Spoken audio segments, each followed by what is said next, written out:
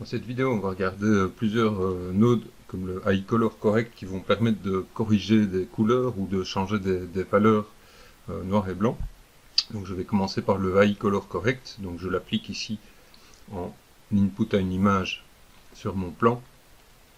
Donc je l'ai connecté ici en input et j'ai fait un petit système qui me permet en fait d'avoir une rampe ici qui visuellement avec du displacement etc va me permettre de visualiser vraiment directement aussi sur la rampe la courbe qui correspond à la correction qui est faite en niveau de grille. Voilà, donc je ne vais pas m'étendre sur cette explication de comment j'ai fait cette rampe, ça n'a pas beaucoup d'intérêt. Je vais simplement donc regarder un à un les paramètres dont on dispose ici. Pour corriger, je vais commencer avec une image en noir et blanc. Donc on a d'abord la correction gamma qui va laisser les valeurs à 0 et à 1 intactes, c'est-à-dire les noirs et les blancs, et corriger les gris avec une courbe ici, une correction qui est de type exponentiel. Et donc on a ici soit dans un sens, soit dans l'autre la correction des gris. Donc on a deux valeurs qui sont assez caractéristiques. Le 2.2, c'est la correction qui est faite quand on passe du RAW à la correction gamma ici, qui est anciennement la correction sRGB gamma 2.2 du linear workflow. Alors on peut éventuellement utiliser la valeur inverse 0,4545 qui va faire la correction inverse justement donc de cette correction sRGB. C'est des valeurs qui sont parfois utiles, mais sinon simplement on peut utiliser le gamma pour rehausser un peu les gris ou les assombrir un peu. Alors je passe ces deux valeurs là pour le moment vu qu'elles concernent les couleurs. Alors on a ensuite le contraste qui va lui effectuer une correction de la pente des grilles ici, et cette correction se fait autour d'une valeur de pivot ici. Donc quand on met le pivot à 0, autour de 0,2, on est dans les grilles moyens, étant donné que si je regarde ma rampe, on a vu que une rampe qui est une rampe linéaire a ses grilles moyens plus ou moins à 0,218 ici. Donc on a parfois des valeurs de 214, etc. Mais voilà, ici la valeur intermédiaire est 218. Si je mettais mon pivot ici à 0, le contraste va cette fois assombrir globalement mon image. Si je le mets à 1, le contraste va cette fois me permettre de faire un contraste autour du blanc, c'est-à-dire de ramener progressivement, de réilluminer toute mon image. Donc on peut choisir vraiment une valeur intermédiaire ici et effectuer notre contraste autour de cette valeur ici. Alors il faut faire quelques remarques ici. Donc si j'augmente mon contraste ici, je risque d'avoir, je vais le voir ici en dessous, j'ai les valeurs du pixel survolé ici en dessous, je vais voir que je vais avoir éventuellement des valeurs négatives qui peuvent apparaître. Donc il faut éventuellement être prudent quand on fait des contrastes qui vont rajouter du noir ici, des plages de noir, qu'on peut avoir des valeurs négatives qui apparaissent. Donc ça, c'est quelque chose auquel il faudra être attentif. Donc on trouve ensuite la correction d'exposition qui fonctionne de manière assez similaire à la correction à l'exposition d'une lumière ou à l'exposition d'une caméra. C'est-à-dire que si je mets 1, toutes les valeurs de luminosité globale de mon image sont multipliées par 1. Si je mets moins 1, elles sont divisées par 2. Si je mets moins 2, elles sont divisées par 4. Donc c'est une valeur qui me permet de très facilement travailler en multiple de 2, ici pour les valeurs de mon image. Donc on utilisera typiquement la valeur d'exposition avec des images HDRI par exemple, pour corriger l'exposition d'une image. Alors là, le multiply fonctionne de manière assez similaire entre 0 et 1, et cette fois on va typiquement l'utiliser avec, pourquoi pas, une couleur, ou éventuellement une texture. On pourrait l'utiliser vraiment comme un calque où on vient rajouter par exemple, si je connecte un bruit ici, je pourrais multiplier mon image par ce bruit, par les valeurs de grille de ce bruit. Donc je vais casser ceci et relancer mon rendu. Je vais faire un petit update. et remettre mon multiply à 1. Alors la valeur add ici va cette fois ajouter une couleur globale à toute mon image, et donc on voit que tous mes niveaux de gris augmentent de manière simultanée. Donc je peux évidemment venir colorer ou texturer de nouveau cette valeur avec une texture.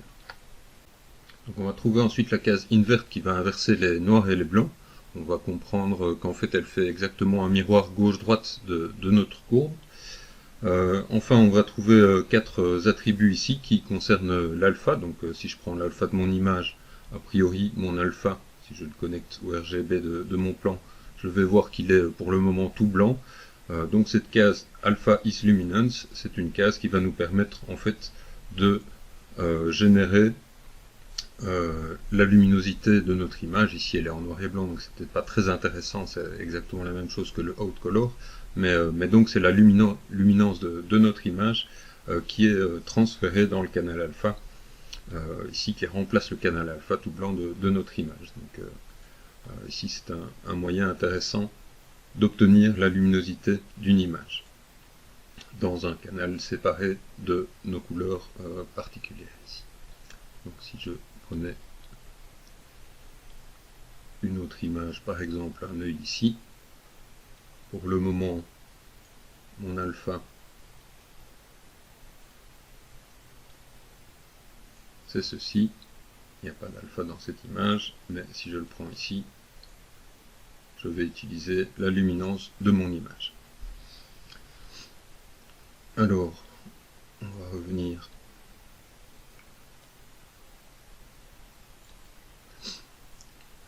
je vais revenir avec l'image de l'œil ici. Je ne sais pas pourquoi, je vais la faire apparaître ici, comme ça on la voit connectée.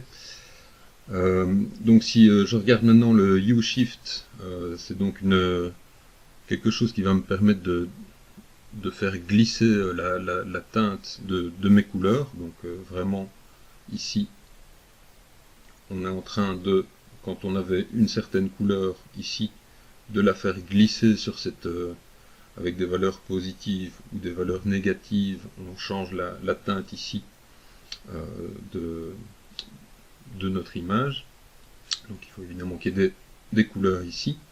Donc chaque couleur va se déplacer sur cette gradation un peu arc-en-ciel comme ça, va se déplacer comme ça. On a évidemment ici la saturation.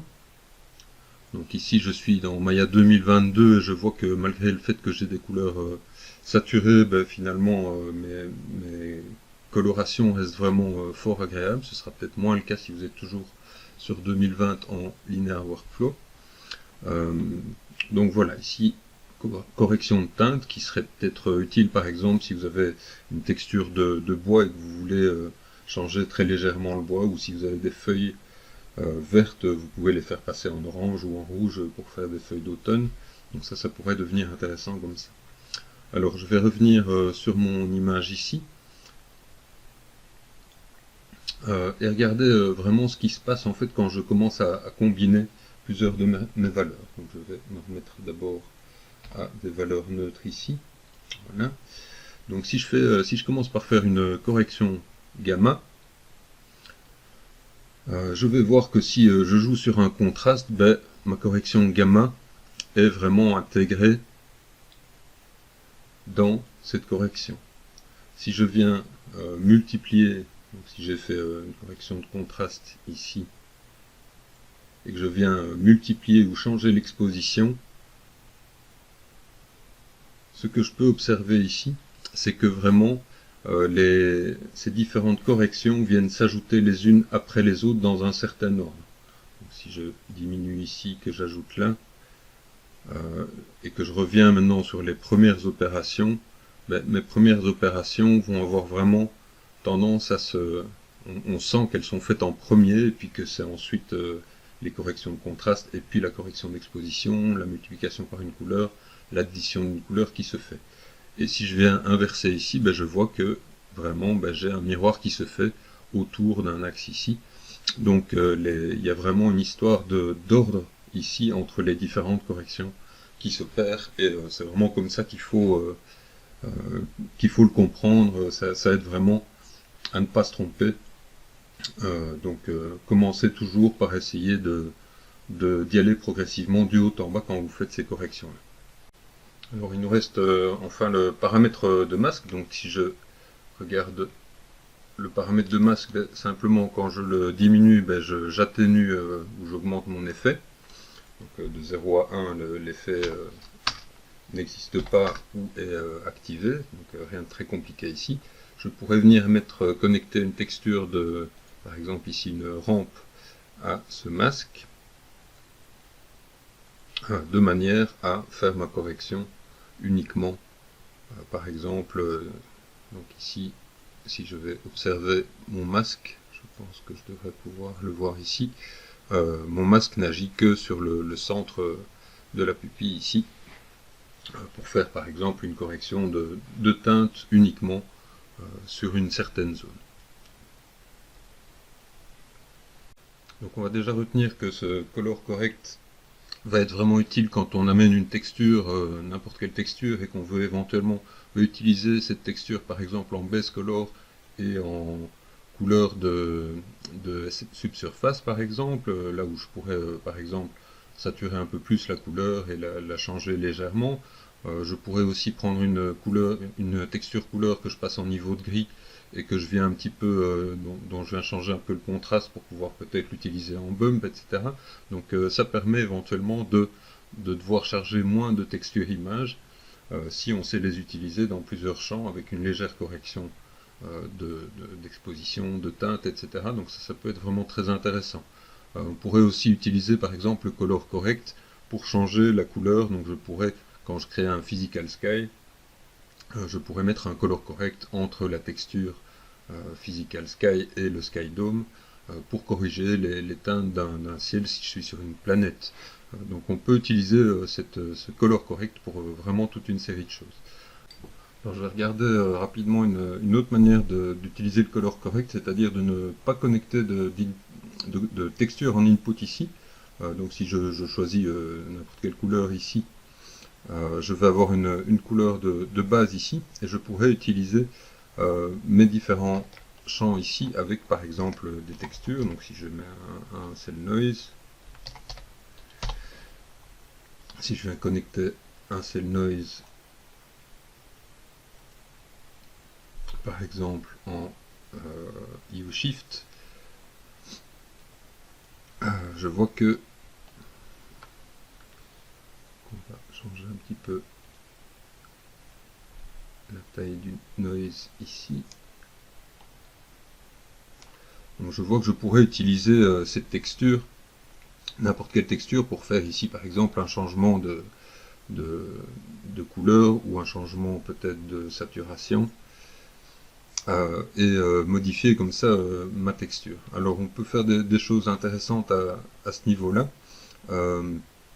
Donc je vais prendre un autre exemple, je vais aller chercher le High Utility. Donc le High Utility, ça peut être un matériau, mais ça peut être aussi juste un utilitaire qui va me permettre de disposer d'une information. Donc j'y reviendrai plus tard. Donc je vais prendre ici, par défaut, en fait, on va avoir, si je vais regarder ce que cette information me donne ici, je vais avoir du noir sur les côtés et du blanc devant. Donc si j'applique ça ici, ça désature le bord de mon image. Donc je pourrais par exemple utiliser un high range. Je vais revenir sur le high range tout de suite pour venir décider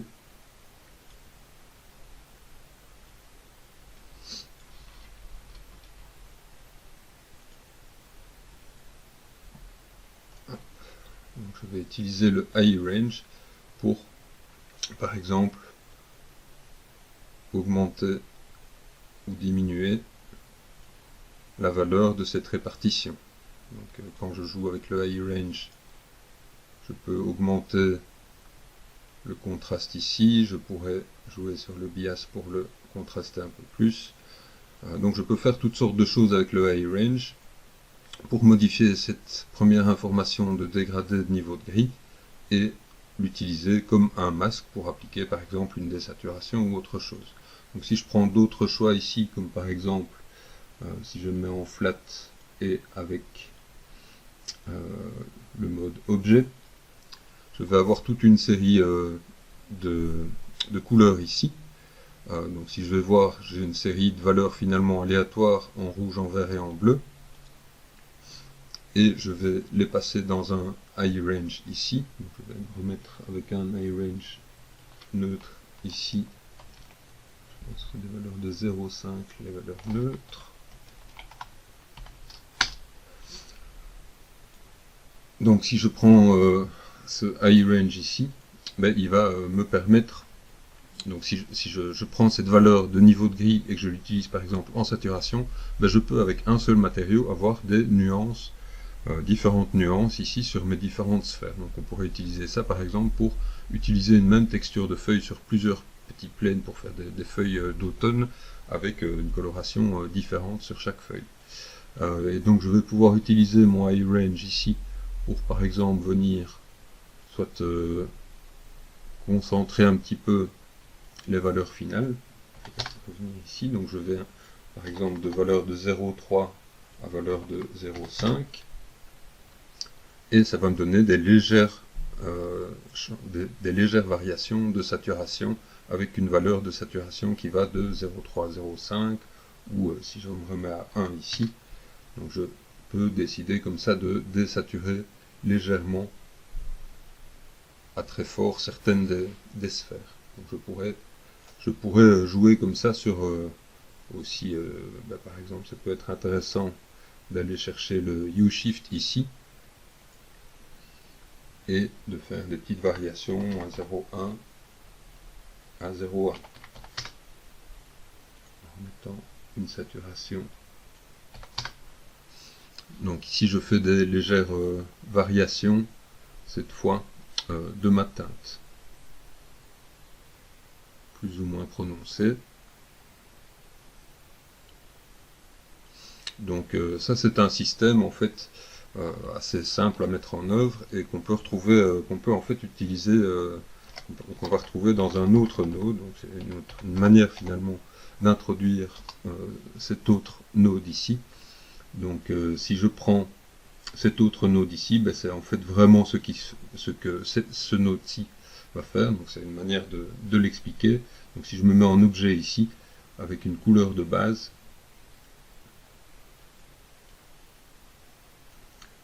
je vais pouvoir faire des variations ici autour de ma saturation, autour de ma teinte, et des variations de luminosité de mes différentes sphères. Donc le colorigiteur, je ne vais pas le détailler dans tous les sens, on a plusieurs possibilités ici, mais la possibilité en objet ici me permet très facilement d'avoir une couleur qui va varier d'un objet à l'autre par exemple. Alors je vais enchaîner sur le high range qui est un deuxième node vraiment très intéressant qu'on va plutôt typiquement utiliser vraiment avec des images noir et blanc. Donc on peut soit connecter un seul champ ici, soit en connecter 3 à la fois. Ça va agir sur les 3 champs, donc on pourrait aussi mettre des textures couleurs, mais typiquement on utilise plutôt ça avec des textures noir et blanc. Alors, on va aller regarder vraiment ce qui se passe ici. Donc si je mets des valeurs ici de 0,1, ce qu'on va voir c'est que l'ancien 0,1, donc si j'avais quelque chose qui était plus que du noir, va devenir du noir. Donc ça va avoir une tendance à me créer dans mon image, je le vois ici en dessous, dans mon RGBA ici, je peux peut-être le mettre ici un peu plus visible. Je vois que je peux éventuellement, si je mets des valeurs comme ça, au output min, obtenir des valeurs négatives dans mon image, donc ce serait peut-être intéressant de faire suivre mon high range par un high clamp qui va m'assurer que je garde, donc si j'utilise le high clamp, je vais m'assurer que mes valeurs restent bien entre 0 et 1. Je ne vais pas spécialement le voir ici, mais là je peux voir maintenant que mes valeurs les plus petites sont bien des 0. je vois 0,01 ici. Donc si je le fais passer par un eye clamp, donc ça c'est quelque chose qu'on peut vraiment se dire qui peut être utile quand on utilise le eye range.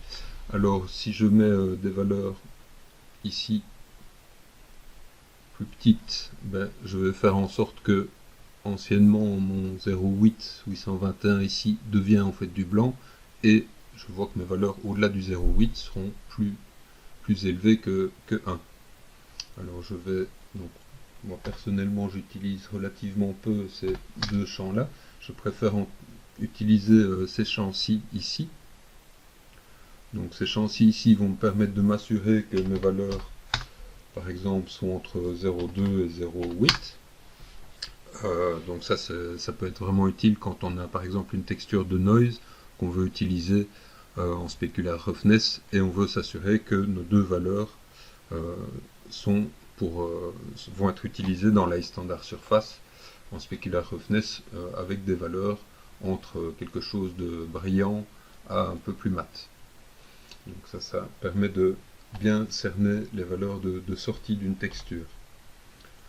Alors on a le contraste qui fonctionne exactement de la même manière que notre contraste. Donc ici là, avec je vais le remettre à 0,2 par exemple. Donc on a vraiment la même manière de fonctionner que ce qu'on avait dans le color correct. Donc rien de très nouveau ici, donc c'est exactement la même chose. Le bias fonctionne un peu comme le gamma, mais va en fait changer la pente. Donc ça agit plutôt en changeant la pente ici à la base de notre image. 0,5. Et le gain, cette fois, va changer, si vous voulez, créer un contraste ici au niveau du 0,5, mais sans changer les valeurs de blanc et de noir. Donc ça nous fait une transformation un petit peu différente de notre image, un contraste, mais qui maintient les blancs et les noirs de l'image. Donc si je le mets vraiment à une valeur de 0, je vais créer un contraste parfait autour de la valeur 0,5, et je pourrais utiliser mes valeurs d'entrée ici pour venir chercher vraiment un contraste marqué à différentes valeurs.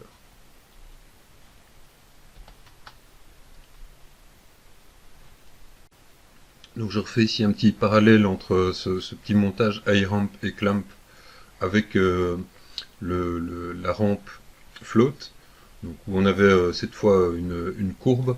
Donc c'est en fait un moyen alternatif qui peut vraiment être peut-être préférable, qui va nous permettre également, donc si je me mets en smooth ici, qui nous permet de faire le même genre de correction, mais cette fois en travaillant directement sur un graphique. Donc c'est parfois beaucoup plus simple de travailler ici avec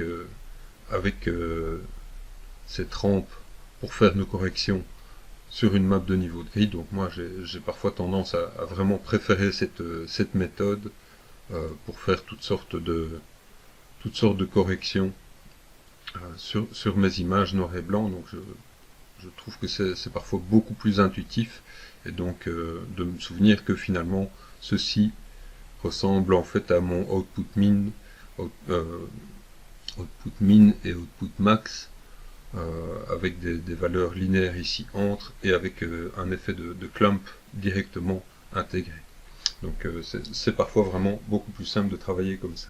Donc je ne vais pas forcément m'éterniser sur le eye range parce que je l'ai déjà beaucoup utilisé dans les vidéos sur, ici par exemple c'est la vidéo sur les reflets spéculaires et notamment le thin film, où on avait besoin de mettre des valeurs entre par exemple 500 et 700, et donc où j'utilise un eye range.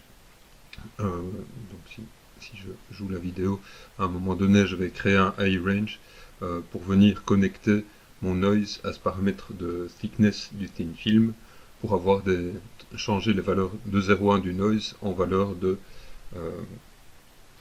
je ne sais plus quelle valeur je mets, de 300 à 700 par exemple, et je fais passer mon high noise avant de le connecter en thin film thickness, je le fais passer dans un high range pour transformer mes valeurs. Donc ça c'est des choses que j'ai déjà montré dans une autre vidéo. Donc je vais maintenant regarder un autre exemple où j'utilise l'iState Vector. En fait, c'est un utilitaire qui me permet de disposer sur les surfaces des informations, ici stockées dans le RGB de mon image. Donc si je vais regarder les valeurs RGB que je vois ici en haut, je peux visualiser en rouge -2, en vert 1 et en Z -2. Donc j'ai les coordonnées en fait du pixel qui est sous le curseur de ma souris qui sont enregistrées dans le RGB. Donc, je pourrais voir également en venant en rouge, vert, bleu que j'ai ici l'information d'avant en arrière. Donc des informations négatives dans le Z, des informations positives, de plus en plus positives dans le Z. Alors si je fais passer ce genre donc le state vector propose comme ça toutes sortes d'informations. Ici l'orientation des normales dans le rouge, le vert, le bleu. Donc orienté vers la droite, orienté vers le haut, mais aussi orienté vers le bas si je vois les valeurs négatives. Et ici orienté vers l'avant ou vers l'arrière avec des valeurs négatives ici dans les Z. Donc je pourrais utiliser ces informations N ou P ou d'autres informations qu'on a ici. Je pourrais utiliser ces informations de manière utile en les faisant passer dans un high range. Et par exemple ici, si je mets mon gradient, si je mets mes entrées, mes valeurs d'entrée de -3 à +3, je vais avoir un dégradé qui va exactement commencer à -3. Donc ici je peux voir des valeurs maintenant 0 en Z quand je suis aux coordonnées -3 dans mon espace, jusque +3. Donc ça me permet de rechanger un petit peu mes gradients ici. Donc ça peut être vraiment intéressant pour venir resituer un gradient. De nouveau, éventuellement, on fera passer ça par le iClamp. Donc le iClamp qui va vraiment me permettre, donc ici si je viens voir, j'ai des valeurs de RGB de nouveau négatives, donc je pourrais vraiment m'assurer que les valeurs de sortie ici sont strictement maintenant comprises entre eux. Là je suis avec des valeurs qui restent bien nulles ici.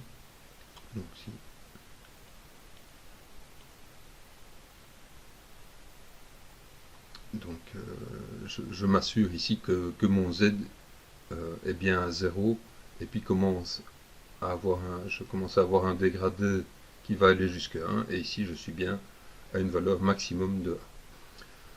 Voilà, donc j'aurai le même dégradé ici en rouge de gauche à droite et un autre dégradé pour mes valeurs de -1 à +1. Alors je pourrais en plus, soit via le iClamp, soit via ce iRange, faire en sorte que mes valeurs de sortie maintenant sont comprises entre deux valeurs. Et donc je peux utiliser ce iRange pour venir recadrer, redimensionner des valeurs d'entrée qui ne sont pas comprises entre 0 et 1. Donc je vais regarder maintenant le iClamp, donc ça me toujours avec mon image de base ici. Donc le iClamp vraiment très simple à comprendre. Il va simplement plafonner toutes nos valeurs. Donc si je baisse mon iClamp, je vois que la valeur maximum maintenant c'est un gris 0,3. Je pourrais venir mettre une valeur plancher ici qui est toutes mes valeurs de noir qui étaient noires deviennent maintenant des valeurs de 0,2 et j'ai un dégradé entre 0,2 maintenant et 0,3 maximum. Donc on peut typiquement utiliser ce type de traitement sur des textures de noise, et donc ça peut être vraiment intéressant quand on de simplement utiliser le clamp. Donc on peut également faire un clamp entre deux couleurs. Donc je pourrais très bien faire un clamp avec entre un bleu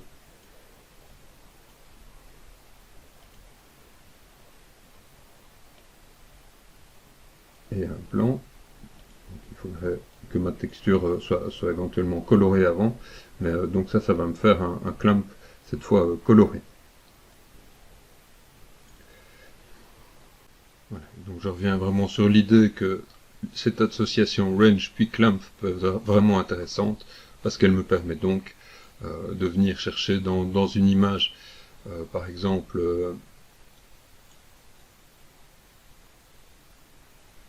je peux venir chercher des plateaux comme ça et je m'assure que dans mes zones blanches ici, je ne dépasse pas la valeur de 1. Sans ce clamp, j'aurai des débordements qui ne sont peut-être pas ceux que je veux. Je pourrais vraiment m'amuser avec toutes ces valeurs pour essayer d'obtenir des contrastes intéressants dans mes textures de noise. Donc ça, je l'ai déjà fait plusieurs fois. Je vous laisse vraiment expérimenter avec ça. Alors je voudrais revenir 2 minutes sur vraiment une bonne compréhension de notre affichage ici, et d'autant plus dans Maya 2022 qu'on est dans le A6 Workflow. Donc le A6 Workflow opère deux corrections.